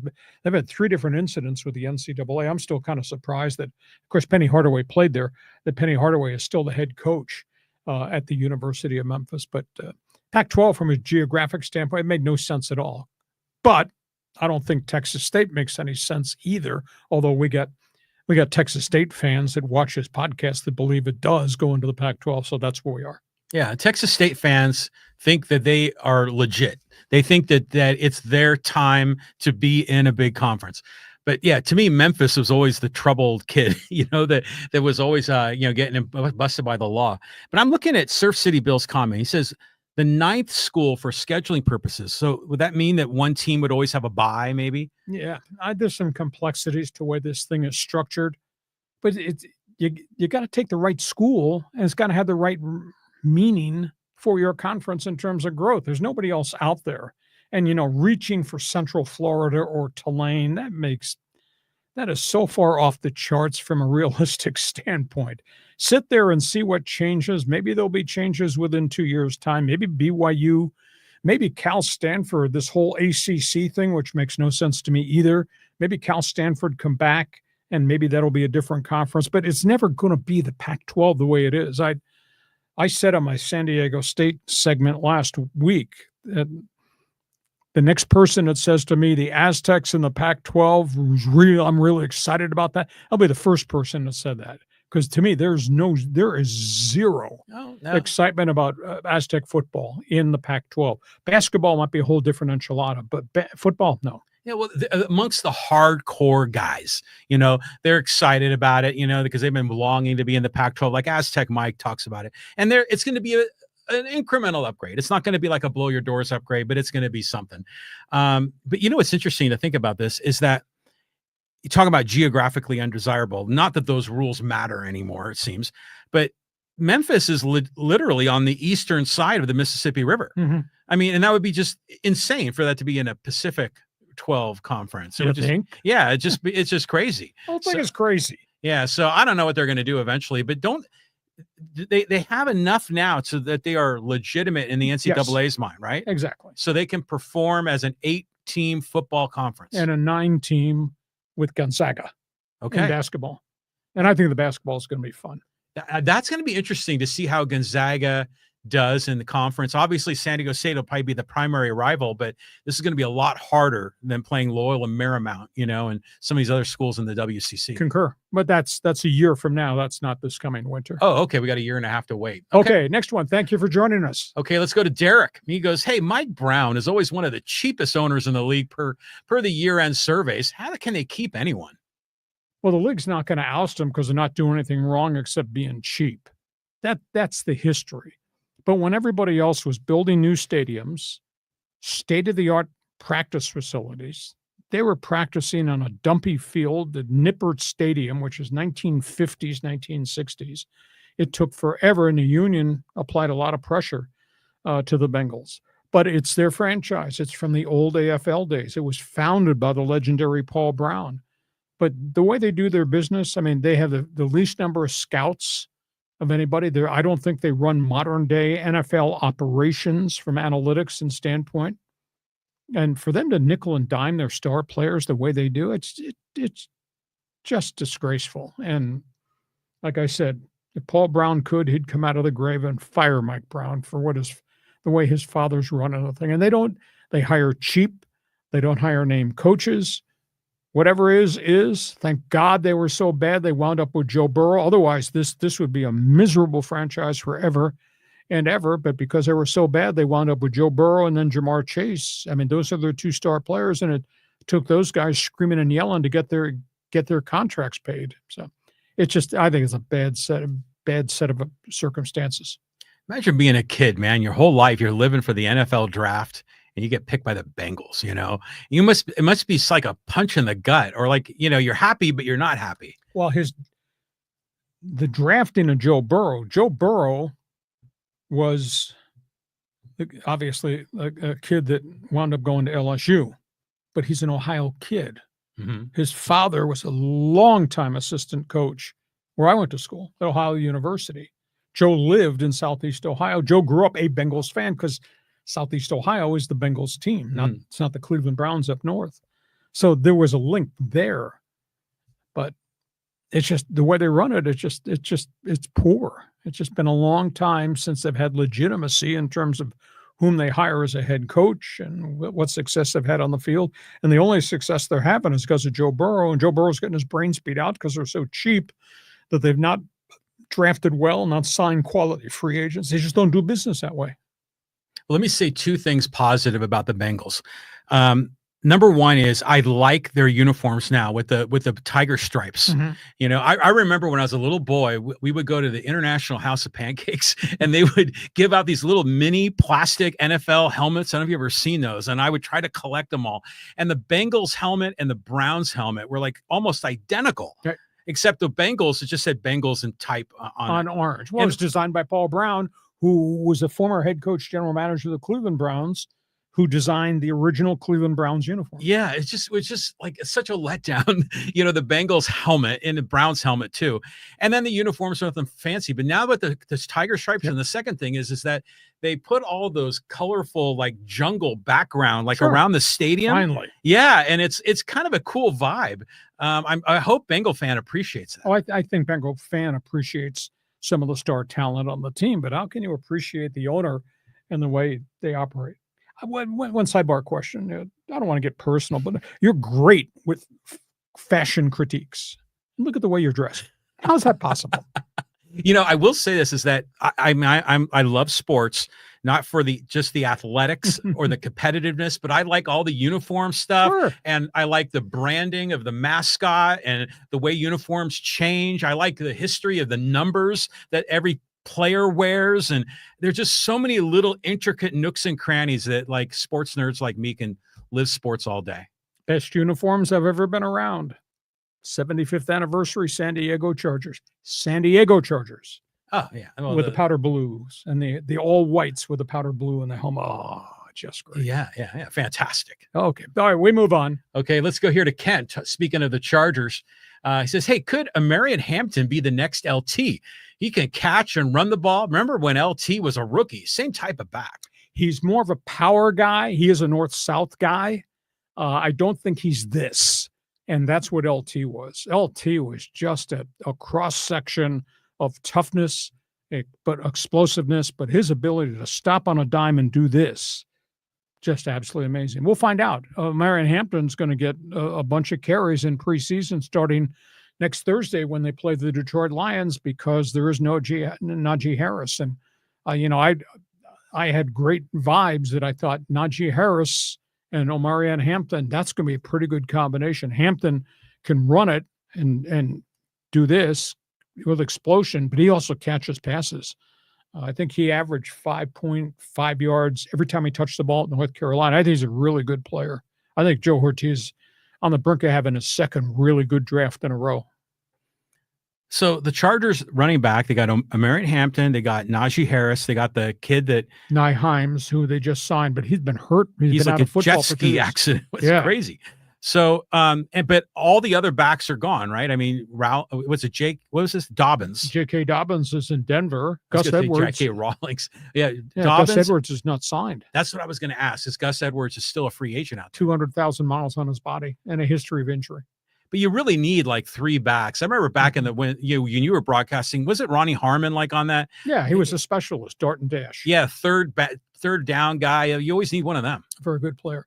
The Chargers have a young guy they drafted a year ago, Vidal, who in cameo appearances looked like he could play, but they've run through a lot of young running backs and just trying to find guys. They'll have depth, but I'd hate to think that they're going to have to go a chunk of time without Najee Harris, because I think he was going to be an integral part of their power run game. And he's got so much experience. He was heavy duty in Pittsburgh. He had 4 straight 1,000-yard seasons. He doesn't fumble and he doesn't get hurt.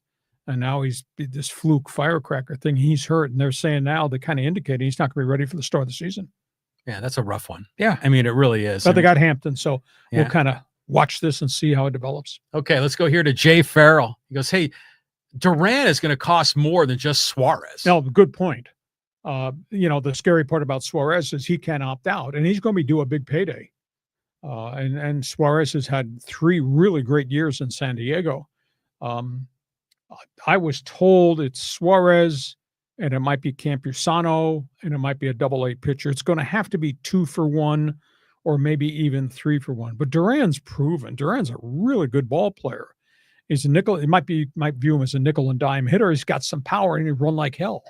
I mean, you put Duran in that outfield with the kid in center, Merrill, and with El Nino in right, that's a pretty good threesome. And they're all athletic and they're all young. Yeah. That'd be your outfield for the next 5 to 8 years. But the alternatives, there's no other really sexy names out there except maybe Luis Robert, right? Yeah, but he's hitting 190 and he's hitting better lately though. But his contract is $17 million every year for the next 3 years. And I don't see ownership allowing for 3 years. Yeah. And he's had 2 really crap seasons. He's just lost it in terms of just not the player he was. Wow. Yeah. I mean, they have to do something. I mean, the number 8 and number 9 in the batting order, it's just a disgrace. Yeah. And the catcher situation and the bench, it's a flawed team. They just don't have enough. And we kept seeing Trenton Brooks coming up in these clutch situations in the 8th and 9th. And you're like, oh, is there someone else? Yeah. They don't have it right now. So, and again, this goes back to ownership. I mean, we reported, the national media has now reported it. I wrote about it on my website. He was told, he being Preller, you can't add salary unless you delete salary. And within 2 days came the reports that I got, and the national guys are now reporting, Cease is on the trade block, Suarez is being shopped too. They'd have to move salary to be able to bring back different salary. I do like Duran, but Boston's going to play the prices right. Everybody's calling Boston about Duran now. Boston has indicated we're going to move one of these young guys, and he's the guy. So that means everybody's in a pennant race, likes that kid. They're going to make offers too, aside from just the Friars. Well, you know, the Friars have to give up a lot to get Duran, but they might get a lot if they trade Cease in another deal. You know, so because right now the seller, huh? You question it? The sellers have a big advantage right now. There's all these teams that think they got a shot at the wild card. They're going to be overbidding, and there's teams that are desperate for pitching. I mean, that's the one thing the Padres could deal. They could deal relief pitching and maybe even starting pitching. You should take that Oklahoma hat off. It's a little too tight on your brain. You really think somebody who's 3-10 with an ERA of almost 5 and has had only 6 decent starts this year, you're going to get a lot for Dylan Cease, who's going to walk at the end of the season? I don't think so. You get something, I mean, because he's proven something. Yeah, he just threw a no-hitter. When was that? Last year? The year before last?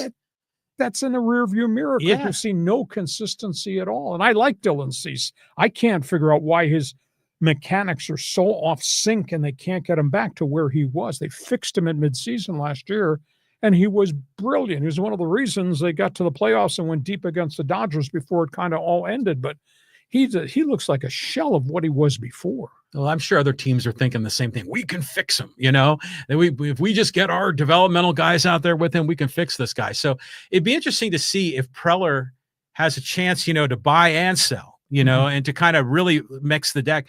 I mean, do you think Preller would ever like have just a total go for it thing where he would trade everything, like trade DeVries and Salas and Cronenworth? I mean, and just make this gigantic all for nothing, you know, kind of deal? That's an awful big reach because they don't have anything in the farm system. I know, you know, Salas can't play. He's not going to play this year now. But he'd still get something in a trade. Oh, sure. Yeah. Exactly. So now he drafted 2 catchers who come with high regard this last week. But those guys are years away. That's AJ, though. He's traded everybody. I mean, he's got nothing in the farm system because he keeps trading. So I guess I would never rule out that he might trade Salas in a package, but Salas can't play right now. So somebody would be acquiring him that he'll be totally healthy. And by the way, maybe he'll hit because he's never hit the minor leagues at all. Yeah, the trade deadline is always a fun time of the year. And I just, the one moment that I always think about I would think it was the 1987 and the Giants acquired Steve Bedrosian from the Phillies in the trade deadline, and that helped them get to the playoffs to face, I think it was the Cardinals that year. And that was just such a thrill for me at that point in my life. And it's just so fun how suddenly a team that you're not so sure about suddenly could be looking like they're in a great position for the playoffs if they make the right deal. Well, I've been doing this a long time, and that list that we put up at the beginning of the show, that collection of names, I mean, that was a really impressive list of guys who are going to help a lot of different pennant contenders. Guys are getting traded for a whole bunch of reasons. Teams are holding fire sales. Guys are at the walking year of the contracts. Clubs are looking to change pieces because they got extra outfielders, for example. So, I mean, those guys are proven commodities. So I think it's going to be fascinating to see what happens between now and next Thursday. I firmly believe by the time we get to next Thursday, Padres will have made at least one significant deal, and I'm positive the Dodgers will make at least one deal too. Okay, move on. Moving on. Okay, let's go here to our friend John. And John says, hey, the Padres need to get a player with some fire, leadership, who cares more about a ring than next season's paycheck. Can you say Andrew McCutchen and then break the collusion and sign Trevor Bauer for the MLB minimum? Well, I don't think anybody's going to touch Trevor Bauer. I've seen nothing right now about Julio Urias, the Dodger left-hander. That kid was 60 and 25 before he made all these bad decisions in his life. So at this point, the other thing is, if you're going to get a pitcher, right, you need a pitcher that you can give the ball to right now in the rotation, not some guy that's been out of baseball for a year or has been pitching abroad for a year. So John's going to do a transaction for somebody that's going to be part of your rotation with a snap of the fingers, and he'll be pitching next Friday and Saturday for you. So that'll be the interesting thing. McCutchen is a rental. He's a short-term rental. He's got an awful lot of miles on him. I like McCutchen from a leadership standpoint, but McCutchen is like Tommy Pham. Difference maker every day of the week? No. Can it hit an occasional home run? Yeah. If you're asking me, I'd rather have Duran. I think I'd trade a chunk of the farm system. I'd hate to give up Suarez, but to me, Duran is more ready-made to help you every minute of every game he plays than an Andrew McCutchen or a Tommy Pham or somebody else. Hindsight's 2020. How about James Wood in left field? Oh, here we go. Okay, let's keep moving here. It's a little Dodger talk with Javi. He goes, save the season. Aren't the Dodgers one game back of the best record with half the team gone? Yeah, and the thing is, not all those guys are coming back, and they're woefully short, and they're just hanging on for dear life. So are the Dodgers going to get hot and hit again? Because they have not hit for the better part of, it's middle of July. I mean, since June 1st, the Dodgers are not the same team at home plate than they've been. And obviously, they're not the same team right now in the bullpen. They got a crisis in the bullpen. Now, obviously, Glasnow has put together 3 really decent starts. He had 12 strikeouts against the Twins the other night, and then they almost lost the game. Kershaw is back. They think Snell's going to make one more start at Oklahoma City, and then he'll come back probably as a 4-inning starter. Ohtani is about to move to 4 innings, and I think that's the bulk that he's going to get right there. So they're going to have to they got to get another guy in a bullpen. I don't know where Landon Knack is. I don't know why they've not brought him back up. Bobby Miller's really having a wretched season in Oklahoma City. Maybe they convert one of those guys who are scuffling as starters and just make them a bulk guy in the bullpen and go to them in the 5th inning and expect them to give you 2 to 3 innings, because maybe they can do that. So, I know scoreboard does not lie. They are in first place by 4.5 games. You can't be comfortable that this is the real deal, that these guys are going to be back in the World Series with the roster constructed the way it is. So, and of course, from a San Diego standpoint, my partner is off in the solar system somewhere. I can't buy the sales pitch. We're ready for the playoffs. Well, who aside from Nick Pivetta are you really going to trust if postseason started tomorrow? It's not Yu Darvish with his ERA of 6, who you're hoping can go innings. It's not Randy Vasquez, who now they can't trust beyond the 4th inning. There is no Michael King sighting coming. Joe Musgrove's not coming back unless he throws an inning in October, and who knows, he's got to jump through so many hurdles in his own rehab. You can't sit here and tell me, Padres will be okay. They're not going to be okay. Yeah, in order for the Padres to be successful, everything has to go right. And for the Dodgers, even if everything goes wrong, they still come in first place. So we talk about guys on the Dodgers pitching staff. What about my guy, Brusdar Graterol? He's always looking up at the sky, giving himself he props. hasn't done rehab yet. He's, recovering from a shoulder problem. Oh, he is? Okay. Yeah, he has not thrown a rehab appearance yet down in Oklahoma City. They say maybe September 1st, but that's if he has no setbacks. We just don't know. That guy throws heat. He triple digits. Yeah, but He's like all the other ones. They all get hurt. They had 19 guys, 19 pitchers on the disabled list. It's just unbelievable. Sure. And then you would think that would wipe them out, but no, they still got more guys coming up. Yeah. Then the one thing that's different about LA and San Diego, and I'm not talking about smog or freeways.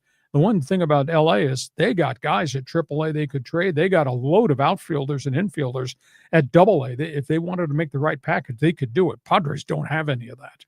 Well, imagine how different this Dodger roster would look if they weren't allowed to defer the money for Ohtani. I mean, he would get another like $50 million a year. I mean, that would squeeze out a lot of other talent on the major league roster. No. Or they would just pay the tax. Where's my checkbook? So they would just go the second level, third level tax, pay Guggenheim, just write that check.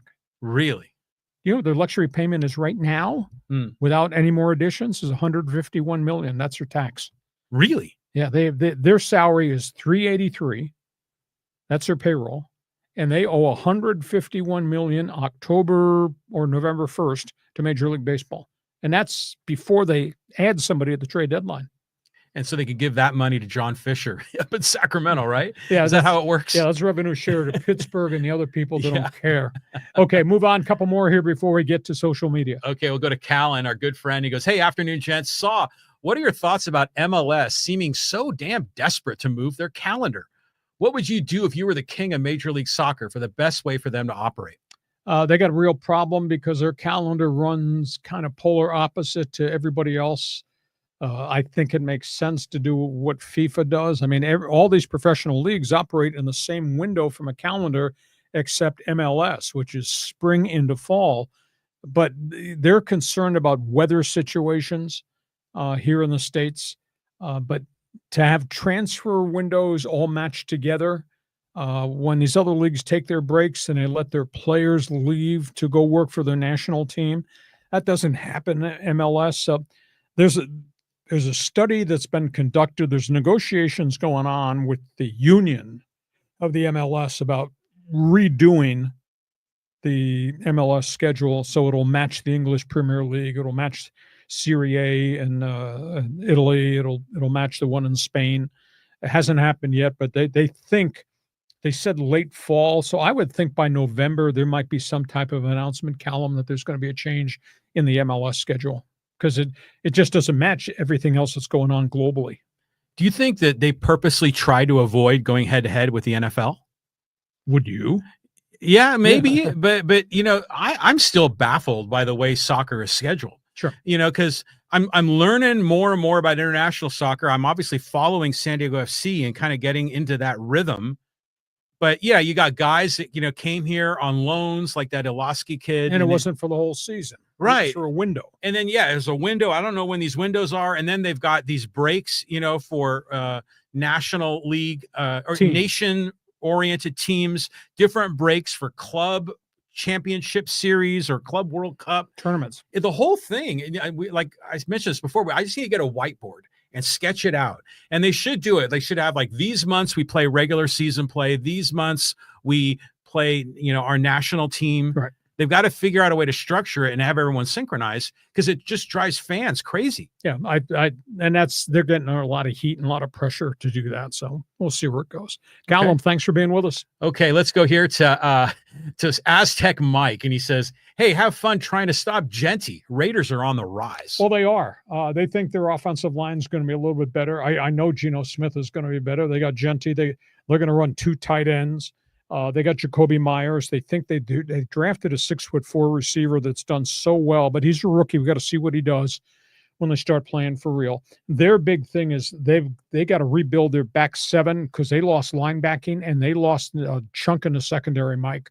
And now this Christian Wilkins setback, that's a bit of an issue because he's a warrior. If they had Christian Wilkins with Max Crosby, with Kuntz, who's the other kid, all their defensive linemen had knee surgeries last year, but Wilkins has not recovered. He had foot surgery, and now he's had another setback, and he's not going to be there to start the season. So defensively, Pete Carroll's going to have to work some real magic black magic for the silver and black to be good. But I think offensively, they're going to be fun. And I think their offensive line is going to be a little bit better. And the wild card's Chip Kelly.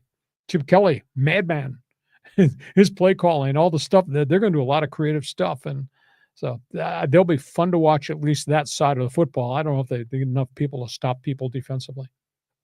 Black magic, man. That's the Raider mystique right there. Yeah, Yeah, that's all good. It's going to be fun watching Hampton and Genty kind of compare and contrast their careers going forward. They're going to be in the same division, came from the same draft class, same first round of the class. It's going to be fun to watch these guys. Yeah.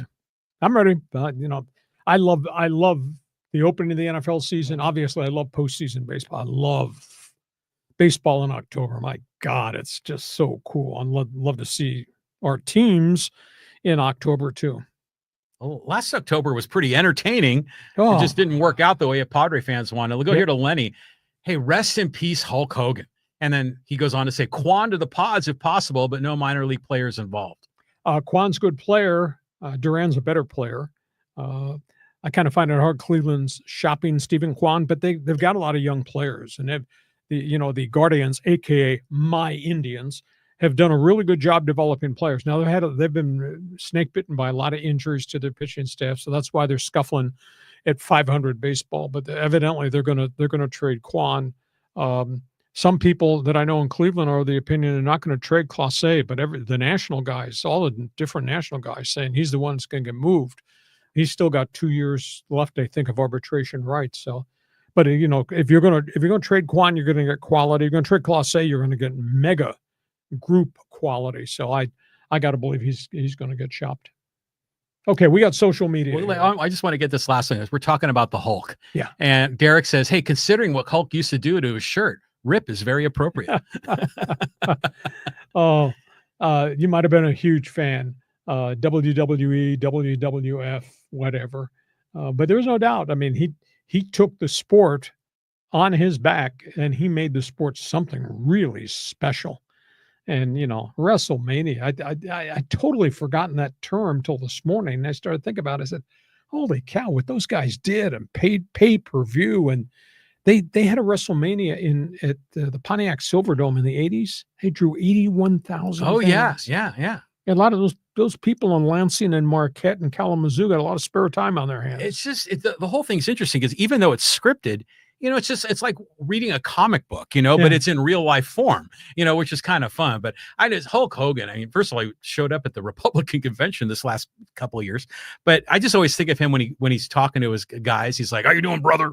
Brother this, brother that, but he is legitimately like an American icon. I mean, if you're going to do a history of the 20th century, he's one of those guys. He changed the sport. He changed the entertainment value of that sport. Yeah, Vince McMahon must love the guy. Okay, let's go to social media quickly. Okay, let's go talk a little Dodgers and Mookie. And this is from Compa. He says, we need a shortstop. Mookie's not a shortstop. Another bullpen piece, and if they can trade for another top of the rotation arm, that would be lovely. Well, you're making 3 trades there. I'm not sure that's going to happen. Maybe they're going to have to make a decision what they do with Mookie. Does he go back to second? Do you put him back in right field? The rookie from Korea has played pretty well, Hae-Seung Kim. I think he's still hitting .313. Now, he's been a part-time player, and they've moved him all over the place. But Betts is really dedicated to play shortstops, worked really hard. His defense is better right now than it was, say, a year ago. But, boy, he's had such a tough time. He got so sick, and he never got his strength back. And then he got dinged up, and he had the toe injury. And that everybody that's around the Dodgers of the opinion that his bat speed is way off. And if you start to lose your bat speed, you can't compete at home plate. He's not the same player. So we'll just have to see if this is all health related or if there's something else going on, because he's just not the same guy. Well, he's so small, compared to a lot of the superstars. He doesn't have as much room for error, if his body isn't 100%. Yep. So that's where we are. I don't know if the Dodgers are going to make 3 deals. They'd have to give up a lot to make 3 transactions of that nature. I'd say 1, maybe 2 at the most. That sounds about right. Okay, next one. Okay, let's talk some Angels baseball. And this is with Mr. William Blast. And he goes, Joe Adele is hitting almost 250. He's a power hitter.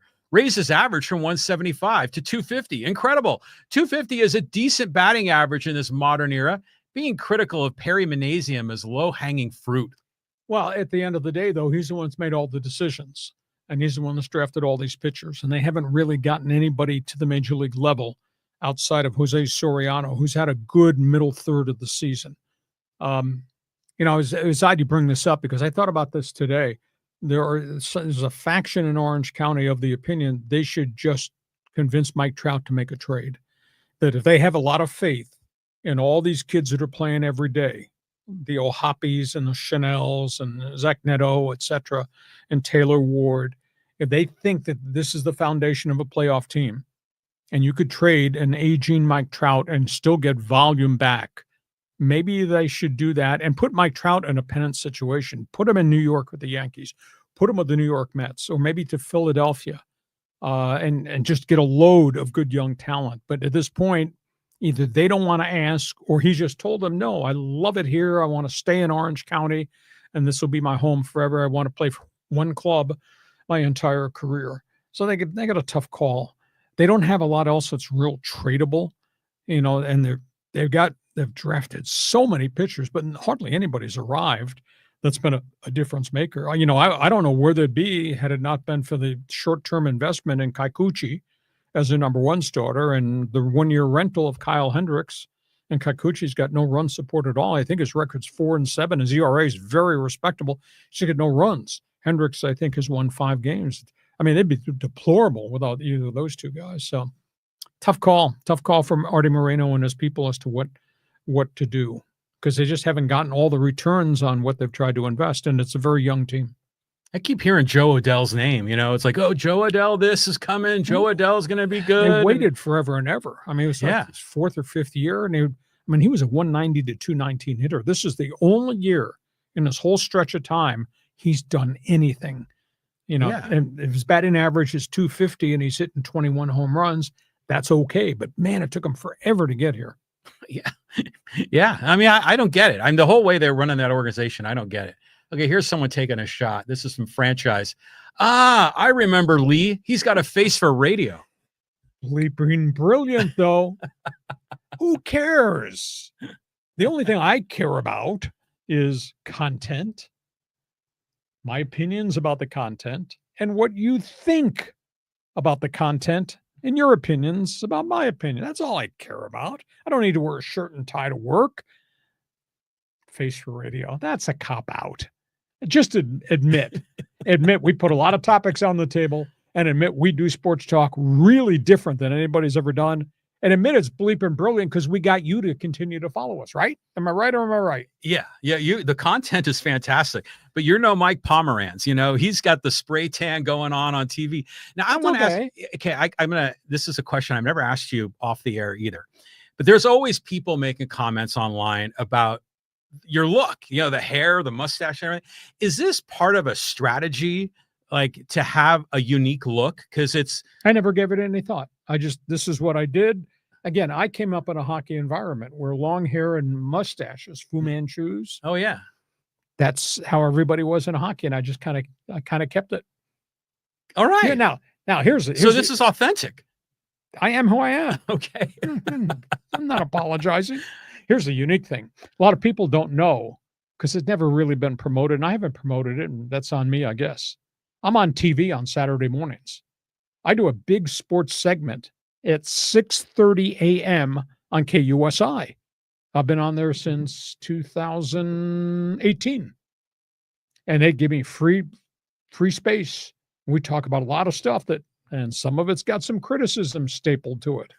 So, and I do wear a shirt and tie. You do? Yeah. So, if you like what I do, that's great. And if you got reservations about what I do, that's okay. But I do get dressed up. So watch me and, that's your homework assignment. I want you to grade what I'm doing Saturday morning at 6:30 on KUSI on TV here in San Diego, and then get back to us on Monday and jump into Fans Forum chat box and say, thumbs up, thumbs down, go back to radio, or, hey, this is pretty decent, because it's really different. But what I love when you're on KUSI, it's great. I mean, you do a great job. But Jason Ostell just gets pretty excited when you're on. Oh, he's a big sports fan. He's a sports junkie. Yeah. So he's like, all right, Hacksaw's here. Here we go. And he's all excited. I wish we had more time to do give and take between me and him to argue a little bit. The most fun thing, one of the co-anchors on KUSI, I've gotten to be good friends with, Ali Wagner. I've worked with her in radio and on me on TV. And one thing's different about Allie.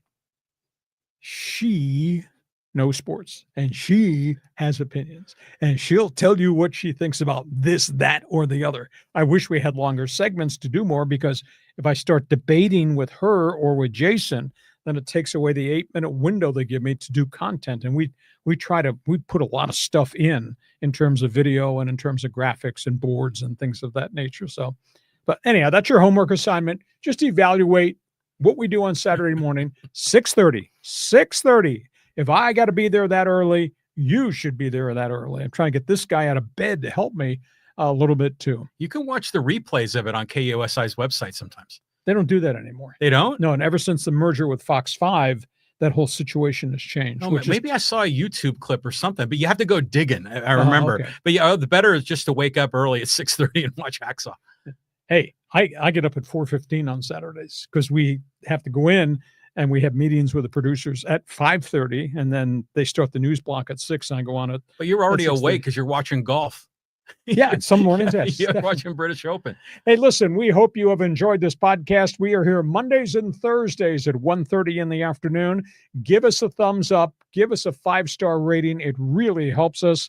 Love to have you with us. It's been phenomenal what we're doing in our 3rd year. We're over 8,100 subscribers just on the YouTube channel. And that does not include everything we're doing on Instagram and Facebook and on X. But tell your friends who we are. Podcast brought to you by Dixie Line Lumber and Home Centers, 9 locations to serve you. John, I bet by Monday we'll probably have some trades. I know we're going to have more news and notes around the NFL. So have yourself a great sports weekend. Yeah. Are the Padres going to St. Louis now? Is that where they're going next? 4-game series, St. Louis, about to start. It's going to be brutal there, man. I mean, it's going to be hot. It's going to be humid. I mean, they're going to be dripping. Yeah, it's a tough place to be. And they used to be on artificial turf.